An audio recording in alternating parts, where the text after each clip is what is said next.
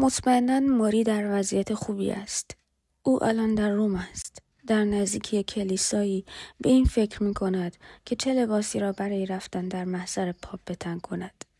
تس و پفنر حتما برای او عکسی از ژاکلین کندی به همراه یک شال و مانتوی اسپانیایی خریداری می کند. چون ماری اکنون چیزی مانند بانوی اول کاتولیک‌های آلمان محسوب می شود. فکر کردم که به روم بروم و تقاضای ملاقات با پاپ را داشته باشم. حتی پاپ هم با همه دانش، خرد و پیر بودنش چیزهایی از یک دلقک را در وجودش دارد. من قطعا نظر گنهولم را در این مورد جویا خواهم شد.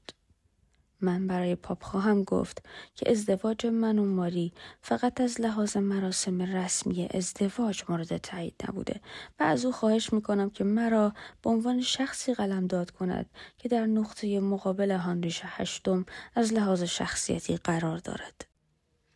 او طرفدار چند همسری و انسانی مومن و مقید بود و من طرفدار تک همسری و انسانی بی‌اعتقاد هستم.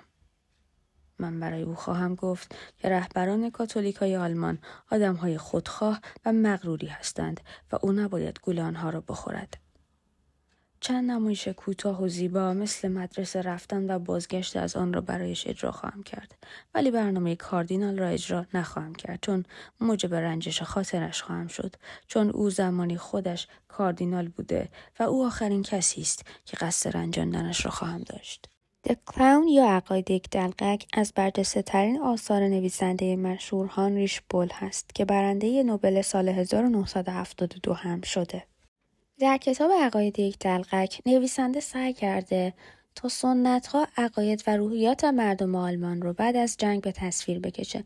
همچنین اعتراضات و سرکوب‌های یک جوان رو در قالب یک دلقک به تصویر بکشه. همچنین تداخل بین فرهنگ و مدرنیته در قالب این اعتراضات و واگویی‌های درونی این جوان گفته میشه.